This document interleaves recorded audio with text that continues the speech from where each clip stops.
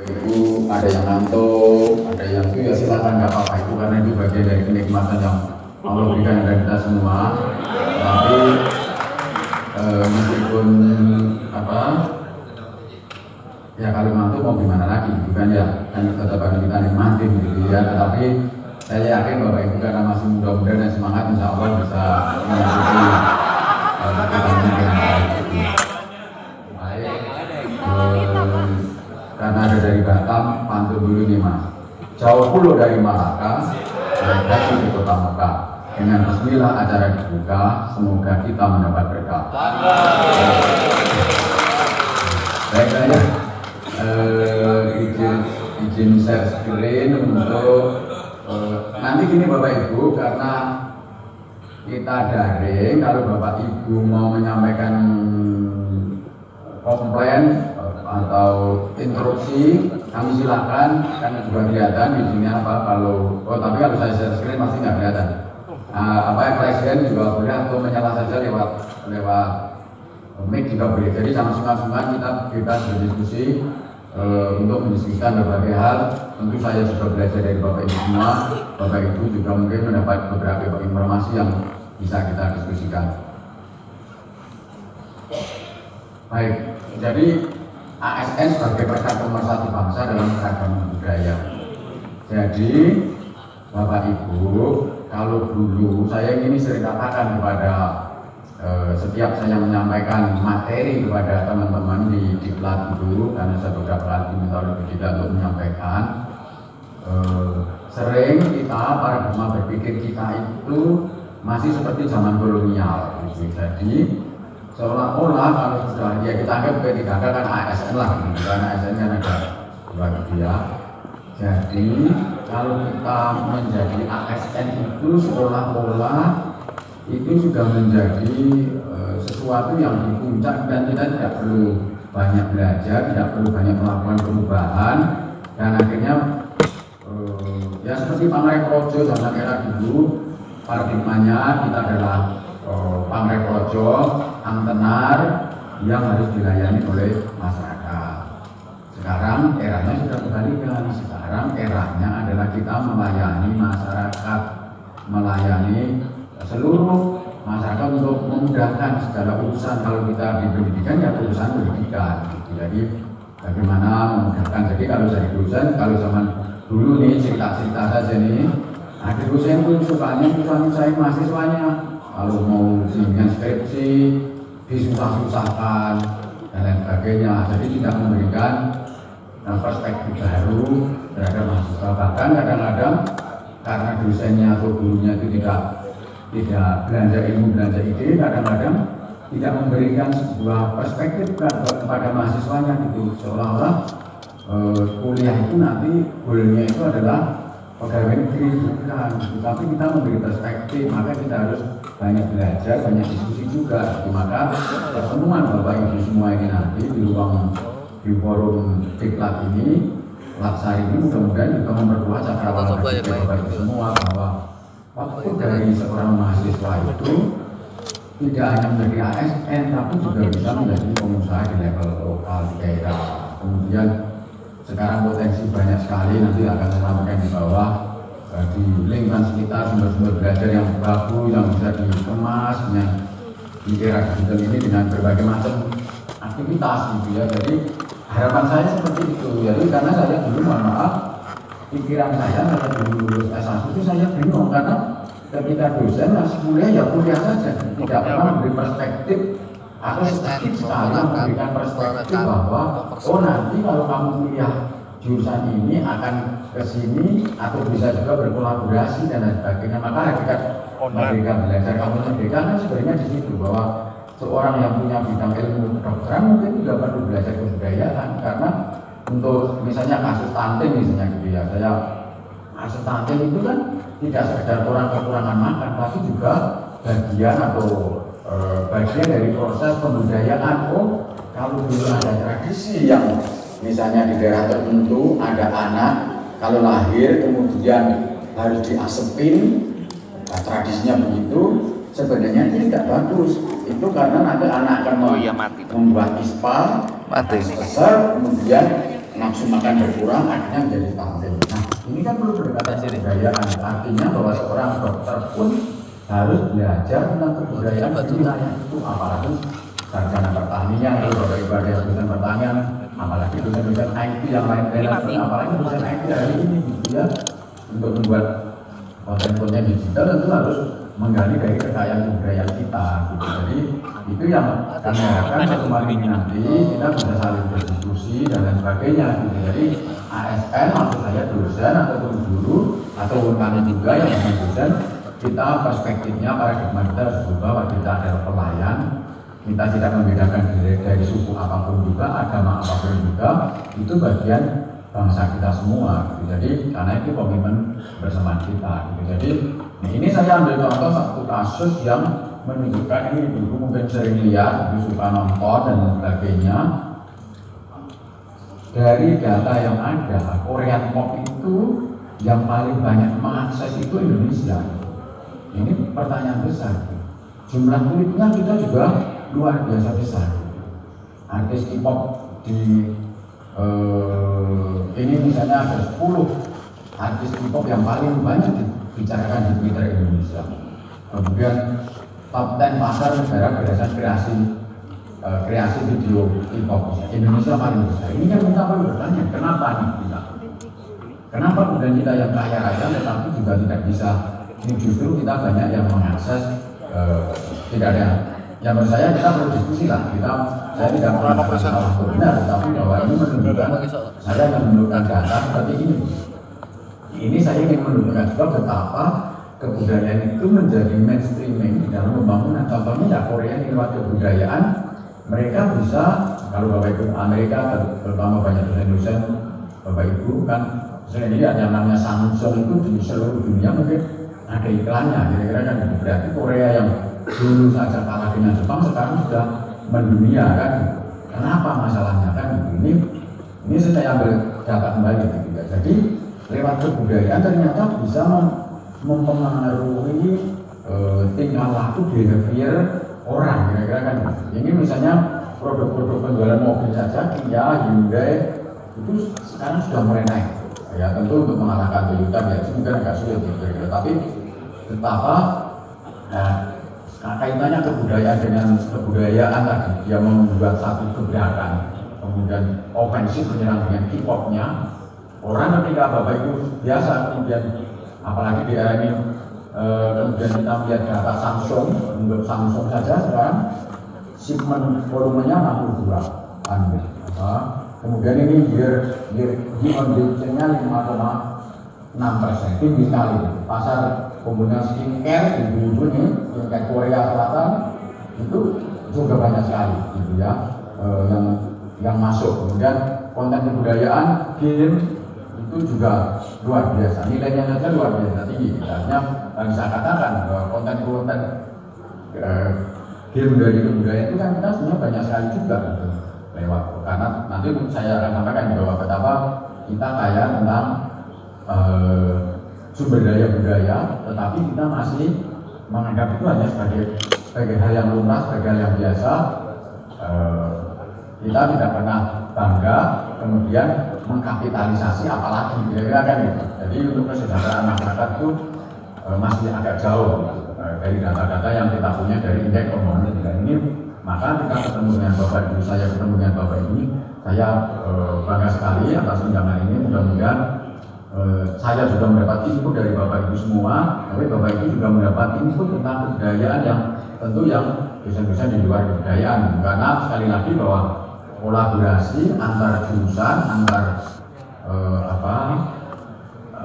pendekatan keilmuan itu cukup penting di Bapak Ibu. Jadi kalau dulu kan jurusan itu silo-silonya kan sangat ketat sekali. Maka Mas Menteri kebijakannya menurut saya yang kemarin itu meskipun yang masuk perguruan tinggi tidak ada lagi nanti kalau saya salah membilurkan, artinya bahwa jurusan itu silonya kompartemen-kompartemennya tidak ketat sekali, dibuat agak longgar gitu. Jadi supaya kita bisa saling kerjasama dan saling ilmu itu saling berkaitan. Tidak ada ilmu yang berdiri sendiri, ada orang yang merasa ilmunya paling tinggi kemudian tidak mau bekerja sama dengan ilmu yang lain. Menurut saya itu sudah era zaman dulu. Era zaman sekarang adalah era kolaborasi. Arsitektur untuk membangun arsitektur vernakular juga harus belajar kebudayaan. Kedokteran juga begitu. Kami orang UGM juga harus belajar dari Bapak Ibu semua. Orang psikologi mau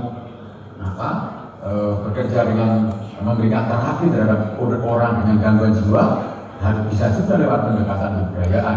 Jadi pernah saya berkegiatan di rumah sakit jiwa Malang sana, di beberapa rumah sakit untuk memberikan terapi lewat seni misalnya kayak gitu. Jadi ini kita dari kita berkolaborasi itu Bapak Ibu. Nah ini saya ambil contoh lagi Bapak Ibu, karena Bapak Ibu jam 1 dengan ada yang sudah selesai, saya kasih kopi ini Bapak Ibu. Jadi kopi kita itu menurut saya salah satu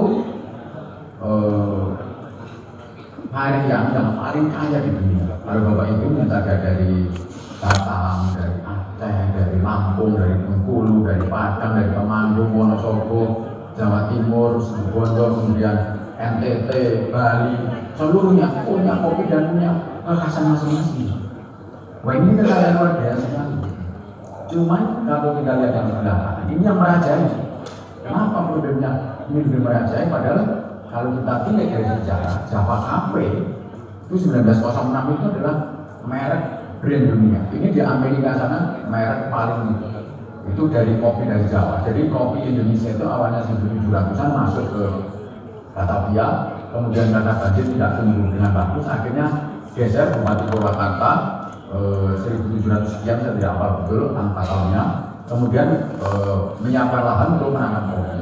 Tapi setelah itu kopinya berkembang kemana-mana. Dari kopi itu kemudian tentu dengan adanya teknologi kapal dan sebagainya, kopi itu berdiaspora di seluruh Indonesia. Tentu ada yang langsung dari luar, ada juga yang dari Purwakarta tadi menyebar. Jadi akhirnya kita punya kopi banyak sekali dan punya hari ini gitu ya, itu luar biasa. Dan akhirnya 1906 ini kopi kita, Jawa Kopi ini tadi menjadi rajanya kopi. Tapi kemudian muncul pembajakan di Amerika sana. Jadi Java Cafe yang rasanya paling enak ini tadi menurut selera tentu ya, orang boleh juga bisa berbeda. Orang mungkin saya nggak suka kopi Arabica, saya kopinya Robusta, saya suka kopi kopi latte, saya kopi sukanya Americano dan lain sebagainya, itu selera menurut saya. Tetapi Java Cafe itu dulu adalah brand internasional, kemudian karena banyak yang membaca, meniru-niru, karena dulu juga hak kekayaan intelektual kan juga belum ada, akhirnya kopi ini turun jatuh gitu. Akhirnya Java Cafe kemudian hilang dari menurun lah, menjadi hilang, dan sekarang itu menjadi Java Cafe masih ada di Jawa Timur sana, tapi menjadi merek kecil dan kita akhirnya kalah dengan merek yang sebelah kanan ini. Kita tidak menyebut merek, tapi kira-kira inilah kita tahu gitu. Bapak Ibu pun saya kira kalau kopi yang sebelah kanan ini lebih bangga kayaknya daripada kopi sebelah kiri, nggak tahu saya, tapi mungkin Bapak Ibu kalau ini karena bagian dari gaya hidup kan, kira-kira kan gitu, jadi bagian dari gaya hidup. Tapi alhamdulillah sekarang anak muda kita luar biasa banyak mengembangkan kopi dari janji jiwa, kenangan dan sebagainya. Sudah muncul kafe-kafe lokal yang cukup bagus, meskipun kita dari produk mungkin kita masih kalah dengan beberapa negara misalnya Vietnam dan sebagainya karena bentuk kemasan dan lain sebagainya. Tapi menurut saya kopi sebagai bagian dari diplomasi juga menarik, selain nanti yang saya sampaikan di bawah. Jadi ini saya ingin memancing dulu alam pikir Bapak Ibu dulu supaya saya sebelum masuk ke materi ASN pakai kakak ini, supaya Bapak Ibu punya perspektif dulu, oh kita ini gimana posisi kita kira-kira gitu dalam konteks global. Karena kadang-kadang kita ini sudah lama dijajah gitu, kita menjadi rasa yang inferior, rendah diri gitu. Bahkan seperti yang saya katakan tadi, duduk pun kadang-kadang kita itu duduk di depan nggak berani gitu. Kita maunya duduknya di belakang biar kadang-kadang bisa mimpi, bisa ngantuk-ngantuk dan sebagainya. Karena kadang-kadang itu juga bagian dari rasa rendah diri kita. Menurut saya setelah laksa ini saya akan Bapak Ibu percaya dirinya semakin kuat dengan penguasaan ilmu pengetahuan dan juga kecerdasan Bapak Ibu. Ya kalau orang ribut, duduk ya paling depan. Kalau ada obat kita tunjuk jari duluan, kita siap untuk berdiskusi, memberikan solusi dan lain sebagainya. Harapan saya semacam itu sih kalau menurut saya untuk kedepannya. Jadi kita adalah negara yang kaya, variatif itu. Kenapa kita harus merasa rendah diri? Bahkan seperti kemarin kami sedang CMM Ministerial Council Meeting itu sebagian dari delegasi kami, Pak Dirjen kami, kalau sidang-sidang internasional kami pakai batik, tidak pakai untuk menunjukkan ini Indonesia. Jadi karena batik pertama sebagai aktif kekeluargaan budaya dunia juga mempunyai filosofi yang cukup tinggi dan itu bagian dari kebanggaan kita. Kenapa kita bukan berarti pakai salah, tetapi bahwa orang kalau Bapak Ibu misalnya sidang internasional, kan Bapak Ibu sebagai dosen, kalau misalnya seminar pakai saja batik atau pakaian tradisional Bapak Ibu tenun juga boleh. Mau silakan apa yang tapi punya apa, jadi orang datang nanya pasti batik Indonesia, kan pasti begitu. Jadi kita tidak usah ngomong pun pasti orang sudah nanya Indonesia ya kan gitu. Nggak jarang orang akan ngomong oh batik dari mana, dari Malaysia, bukan, pasti ini orang dekat kita Indonesia, pasti gitu. Kira-kira dari tampilan kita saja kita sudah menunjukkan kebanggaan itu, karena sekali lagi batik sudah diakui kekuasaan budaya dunia dan harus kita menjadikan itu sebagai bagian dari diplomasi budaya kita dan juga menunjukkan harga diri dan martabat bangsa, kira-kira begitu. Jadi itu yang saya sampaikan. Nah, ini adalah peta bahasa. Ini mungkin biasanya orang-orang dari badan bahasa yang menyampaikan. Ada 7 tabel dalam bahasa, kekayaan bahasa kita. Jadi kalau Bapak Ibu sekarang kumpul dari Madiun ada, dari Batam ada, dari Karawang ada, dari Polimarin juga ada, macam-macam.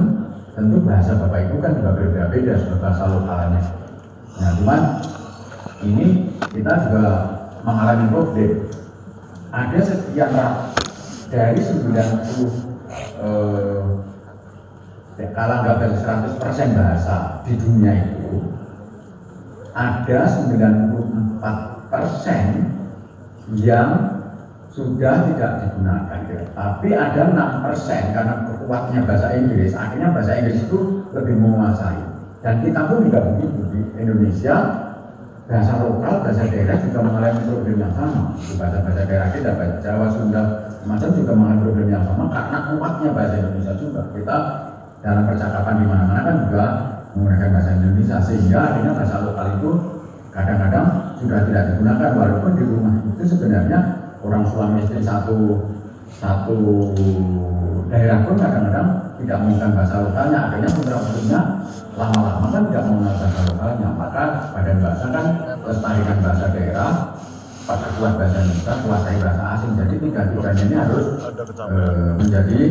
menjadi seimbang, karena bagaimanapun juga bahasa lokal, bahasa daerah itu juga penting, karena itu juga kalau saya menyebutnya sebagai riset yang bilang undang-undang kemajuan kebudayaan kan bahasa itu salah satu objek kemajuan kebudayaan juga gitu. Jadi itu harus dilestarikan gitu. Karena kita tahu kuatnya pengaruh asing misalnya dalam hal pemberian nama kepada putra-putri anak-anak yang lahir di era-era 2000-an itu, mungkin kalau dibuat prosentase orang yang mengambil nama putra-putrinya yang menggunakan bahasa lokal itu mungkin mengalami penurunan, stagnan atau mengalami peningkatan. Tapi dugaan saya mengalami penurunan karena kita lebih senang menggunakan nama-nama dari barat atau dari timur tengah, karena bahasa lokal tidak dianggap sebagai mungkin ya nggak tahu, misalnya nama kalau Sunda kan kita menyebut Asep atau itu berapa persen penurunan. Kalau di Jawa misalnya nama-nama tertentu misalnya mungkin juga mengalami penurunan, atau di Bali sekalipun, di Bali malah lebih tapi alhamdulillah di Bali ada aturan baru yang karena nama 3 dan 4 sekarang kan sudah berkurang, karena orang kan anaknya cuma 1 dan 2 di sana. Akhirnya nama 3 dan 4 Nyoman dan Ketut akhirnya kan bisa hilang kalau tidak punya anak nomor 3 dan 4, kira-kira kan gitu. Jadi ini kemudian di sana ada regulasi yang mengatur. Jadi nama ini juga terkait dengan nama tempat, toponim, peristiwa alam dan lain sebagainya. Jadi nah ini banyak sekali bahasa-bahasa lokal yang bagian katanya dari badan bahasa banyak sudah mulai sedikit penuturnya. Nah ini adalah peta suku bangsa kita. Suku bangsa kita ada sekitar 500-an yang tentu mempunyai karakter sendiri-sendiri, mempunyai kekayaan sendiri, kebudayaan, kesenian dan lain sebagainya gitu ya. Jadi kalau kita beragam, bermacam-macam itu ya sudah takdir Tuhan, dan ini keragaman ini harus kita kita syukuri sebagai sebuah kekuatan, bukan kelemahan. Dan Bapak Ibu, ASN juga bagian dari proses bagaimana sebagai orang yang beragam, misalnya juga ada orang dari Jawa ditaruh di Rio, kemudian bermacam-macam sebagai bagian dari Indonesia kecil. Jadi ASN itu adalah Indonesia kecil, maka tema tadi yang disampaikan ASN sebagai perekat bangsa di tengah-tengah keberagaman itu menjadi penting, menjadi related lah dengan misi. Nah ini misinya 10 objek pemajuan yang saya katakan tadi, dari macam-macam, ada tradisi lisan, ada manuskrip, ada ritus, pengetahuan tradisional, olahraga, permainan, bahasa seni dan teknologi tradisional. Nah ini dari 10 objek pemajuan ini tentu kita punya sendiri-sendiri dari setiap suku atau bangsa kita, artinya bangsa Jawa, bangsa Sunda dan sebagainya kan mempunyai tradisi sendiri-sendiri, misalnya ritus, pengetahuan tradisional dan sebagainya. Kita mempunyai kesan sendiri-sendiri yang semestinya kita juga sebagai ASN juga memberikan ruang untuk memberikan kemerdekaan kepada penganutnya atau pengikutnya untuk membuat kegiatan, event atau melestarikan, bahkan mengembangkan atau memanfaatkan dari 10 objek pemajuan budaya ini. Misalnya apa yang paling aktual, misalnya ritus atau adat istiadat. Misalnya kalau saya sebagai orang Jawa misalnya, kami punya tradisi saya untuk di bulan Muharram, misalnya 1 Muharram atau bulan Muharram, biasanya kami membuat ritus selamatan untuk menghargai sumber air. Biasanya sumber air itu kan ada pohon beringin, di bawahnya ada sumber-sumber air biasanya kalau di daerah tertentu. Nanti mungkin di tempat bapak itu beda-beda. Nah, biasanya kita membuat upacara di situ, kemudian mengumpulkan warga di situ dan lain sebagainya. Nenek moyang kita memang tidak pernah mengatakan itu sebagai bagian dari penyelapan sumber air, tapi memang nenek moyang kita itu kan tradisinya tradisi tutur, bukan tradisi tulis. Sebagian kita mengenal tulisan kan baru abad 4 atau 5. Kita India sudah lebih dulu, Cina lebih duluan, kira-kira kan gitu. Mereka sudah menulis. Kita di abad 4-5 pun itu dalam bentuk batu di prasasti Kutai sana gitu kan, itu masih berlangsung baru 1300-an 60-an kita punya kitab negara agama yang sudah diambil berbagai dunia juga, kayak Memory of the World 1760 era Majapahit itu dilontar gitu. Jadi nah ritus-ritus semacam ini, ada jagat atau ritus, ada jagat macam-macam, sebenarnya terkait dengan peristiwa alam dan sebagainya. Dulu kan belum ada PAM, jadi orang nenek moyang kita membuat upacara di bawah pohon beringin karena di situ ada sumber air dulu, tempat untuk mengambil air. Dia tidak mengatakan ini harus untuk apa? Untuk supaya pohon beringinnya tetap hidup, kemudian airnya tetap bagus, maka kita buat upacara. Enggak begitu dia ngomongnya. Yang ngomong cuma jadi buat ritus di situ, akhirnya wilayah itu kan akan bersih karena sebagai tempat untuk upacara. Nah sekarang untuk dibuat, kalau sekarang tentu ada istilah yang lebih keren, kita buat festival misalnya, festival macam-macam, jadi menggerakkan ekonomi masyarakat desa juga. Nah tentu ini hanya salah satu contoh, di tempat lain itu berbeda-beda. Nah kita mestinya juga punya kemerdekaan juga untuk menyalurkan tradisi-tradisi kita yang tentu tidak mengganggu orang yang lain, kira-kira begitu. Jadi karena air juga sebagai bagian dari bagian kehidupan, dan ke depan kalau kita tidak hati-hati, air itu akan menjadi sumber konflik luar biasa. Pengetahuan tradisional misalnya tentang, kalau ada dari Polimarin misalnya, pengetahuan tradisional dan teknologi tradisional ini kan cukup penting. Teknologi tradisional saja saya katakan. Misalnya di Makassar itu ada kebiasaan, ada kapal pinisi yang sudah diakui sebagai warisan budaya dunia. Mereka mempunyai teknologi tradisional kayak bayangkan dulu orang hanya dengan kapal mengandalkan pengetahuan tradisionalnya dengan melihat perbintangan, orang-orang Makassar bisa sampai di orang-orang Bajo macam-macam bisa sampai di Australia kira-kira kan. Itu hanya mengandalkan pengetahuan tradisional, teknologi tradisional di dalam perkapalan. Maka ini kita usulkan sebagai warisan budaya dunia katanya dengan pinisi dan sebagainya. Dan mereka menggunakan kayu. Hari ini Bapak Ibu dari teman-teman dari Polimarin tadi, Ini yuk kita bareng-bareng berkampanye. Di dalam Perpres itu kan ada aturan bahwa kapal dengan di bawah 60 GT maka dibuat dari kayu. Kenapa kok kayu? Kayu sustainability-nya lebih bagus. Kalau dia rusak, bocor, dia bisa diganti dengan kayu yang lain. Itu yang pertama. Yang kedua, dengan kita menanam tumbuhan maka oksigen kita akan semakin terjaga dan kesehatan kita semakin bagus. Jadi teknologi tradisional itu penting. Maka tetapi hari ini coba Bapak Ibu yang dari Polimarin perlu juga dicek berapa sih orang yang menggunakan kapal-kapal yang menggunakan fiber. Fiber apa hasil akhirnya? Begitu bocor dia menjadi sampah, nggak bisa diolah kembali misalnya. Akhirnya kan jadi sampah. Kemudian sustainability-nya tidak bagus. Jadi meskipun kalau misalnya nanti mestinya sudah ada teknologi nih, kalau teman-teman dari Polimarin yang ahli-ahli perkapalan harusnya sudah sampai di sana tahapnya. Nah ini sekarang sedang bekerjasama dengan Dirjen Vokasi juga dengan sekolah perkapalan di Jawa Timur dan SMK di Situbondo, di Sidoarjo untuk membuat kapal kayu lewat sekolah supaya mereka mempunyai pengetahuan juga. Jadi kami menggunakan, karena kalau kami biayakan sedikit, kami gandeng Dirjen Vokasi yang punya akses ke sekolah. Ini loh kita buat desainnya, filosofinya, narasinya. Jadi narasi ini menjadi sesuatu yang penting di Bapak Ibu. Jadi narasi ini penting untuk kita sampaikan kepada anak. Kenapa kok kita menggunakan kapal kayu? Filosofinya begini dan lain sebagainya. Jadi kalau kita menggunakan kayu, alat kita semakin bagus, kita oksigen semakin bagus, kita semakin sehat, kemudian tidak banyak sampah dan lain sebagainya. Pengetahuan tradisional juga begitu. Nanti saya akan sampaikan di bawah. Jadi ini adalah peta sebaran kapal karang kita yang tadi cukup banyak, dari 500 titik. Ini semua juga belum dimanfaatkan, gitu ya. Nah, ini kaitannya dengan pengetahuan tradisional. Jadi era dulu memang glory and gospel, jadi kejayaan,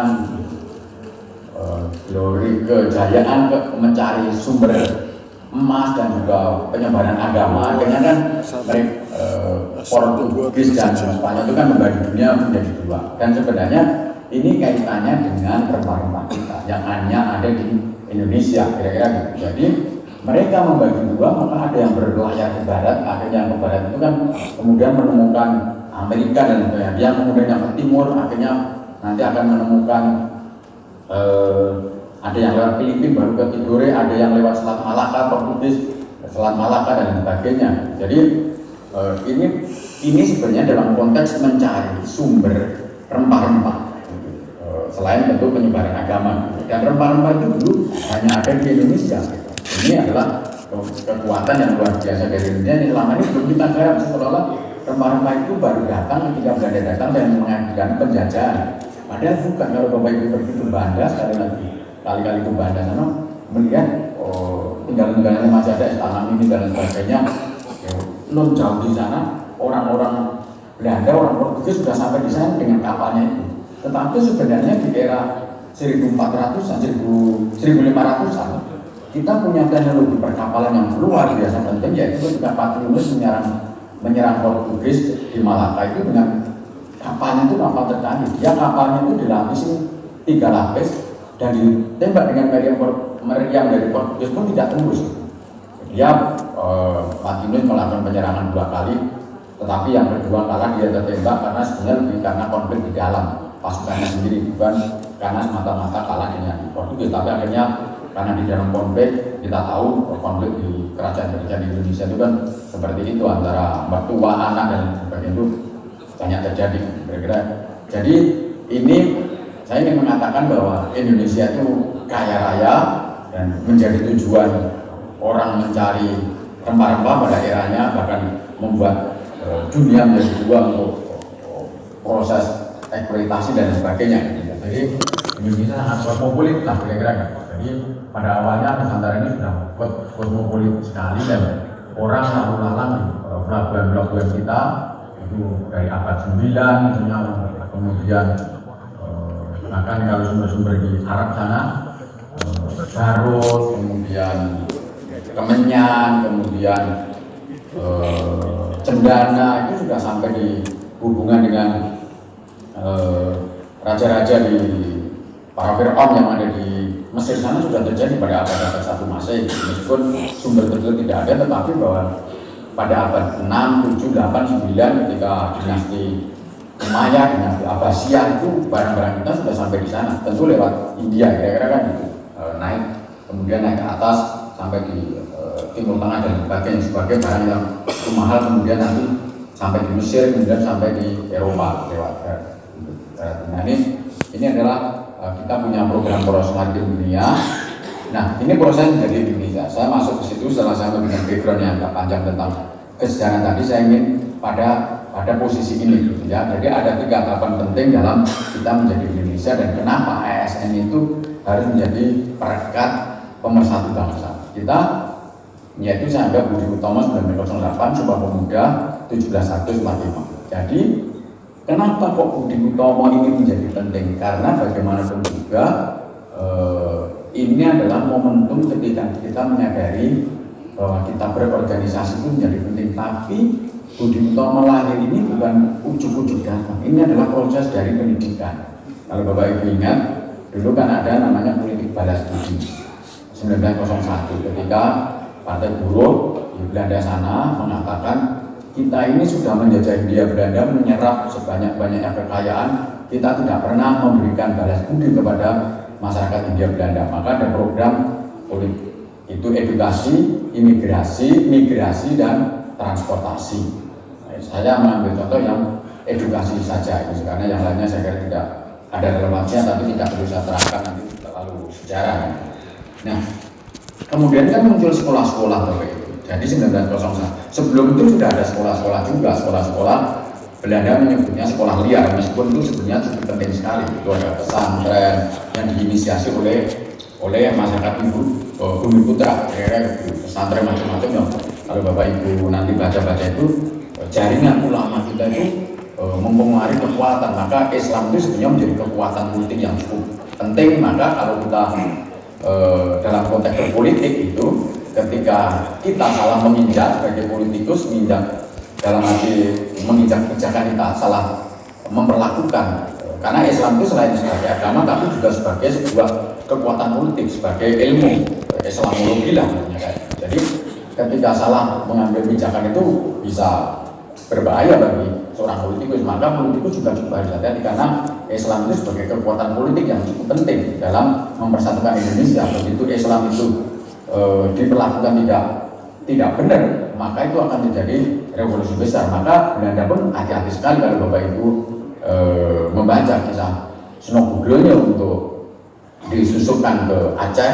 Saya kira itu bagian penting bahwa kesadaran dari Belanda pun bahwa Islam sebagai kekuatan politik yang cukup penting dan harus ditaklukkan, kira-kira kan. Maka Snobuglonya bertahun-tahun, bahkan Snobuglonya sampai naik haji ke Mekah sana. Meskipun itu menjadi perdebatan menikahi orang Aceh dan lain sebagainya, itu sebagai bagian dari upaya mengumpulkan sumber sebanyak-banyaknya tentang katanya kebudayaan yang ada di Aceh sana sebenarnya untuk menguasai Aceh, karena Aceh itu wilayah yang paling sulit ditaklukkan pada 1906. Seluruh Aceh itu bisa dikuasai secara penuh oleh Belanda dari 1600-an kira-kira gitu. Panjang sekali proses itu dan Belanda tidak berhasil menguasai itu. Jadi, nah saya kembali ke edukasi tadi. Kemudian muncullah sekolah-sekolah yang diinisiasi oleh Belanda. Ada sekolah ELS, European School, ada HIS, ada macam-macam. Tetapi tetap saja kebijakan parlemen di Belanda, implementasinya di Hindia Belanda tetap tidak menggembirakan bagi kita, karena ternyata sekolah itu sebagian besar hanya untuk orang peranakan Eropa. Orang Bumi Putra tetap saja susah. Hanya sedikit sekali yang bisa sekolah di sekolah-sekolah itu tadi yang diberikan oleh program politik etis itu. Tetapi meskipun sedikit ternyata mempunyai kekuatan besar. Terbukti lahirlah Sutomo, kemudian Wahidin, Gunawan, kemudian macam-macam tokoh-tokoh yang akhirnya bisa mengenyam pendidikan dari program itu, dan mereka mempunyai kesadaran. Ini saya ingin mengatakan betapa penting pendidikan, karena sekali lagi Kalau kita ambil kasus ini, kalau politik ekstrim 1901 berarti kan 8 tahun menjadi terjadi proses pematangan kira-kira kan. Jadi kalau Bapak Ibu sekarang mengajari anak-anak sekarang, jadi di dalam 5 atau 6 tahun kemudian dia kan sudah menjadi orang-orang yang hebat. Anak-anak yang Bapak Ibu ajari itu harapannya dia sudah mempunyai perspektif yang luar biasa. Jadi Budi Utomo ini menjadi sesuatu yang penting dari proses pendidikan. Contoh satu proses pendidikan yang hanya sedikit. Tentu sekarang kita kan di Kemdikbud proses pendidikannya lebih masif, lebih sistematis, lebih terstruktur. Mudah-mudahan program kampus pendidikan Merdeka Belajar ini betul-betul nanti menghasilkan anak-anak yang brilian, yang mempunyai pandangan yang luas dan sebagainya. Kemudian 1908 itu kemudian kan berlanjut Sumpah Pemuda, sudah ada komitmen Indonesia sebagai sebuah kekuatan politik. Kata Indonesia sendiri itu tadinya kan kata Indonesia itu kan dari kalau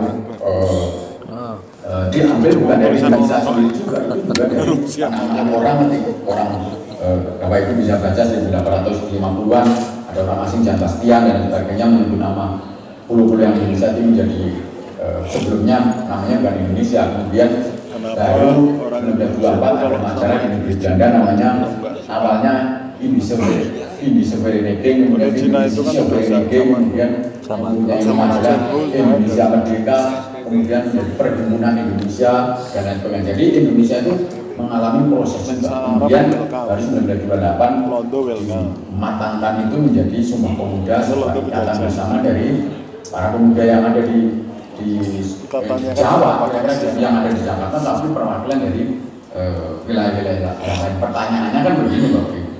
Bagaimana mungkin misalnya pemuda Sumatera, pemuda Yong Selebes, kemudian pemuda Islam, Yong Islam Tembon, dan lain sebagainya, pemuda Ambon, kok dia merasa Indonesia? Kan itu pertanyaan kita kan macam itu artinya. Hari ini kita harusnya bertanya itu kok orang tidak pernah merasakan apa-apa, kekuatan apa kok dia bisa berikrar saya bertanah air satu, berbahasa satu, berbahasa satu, Indonesia.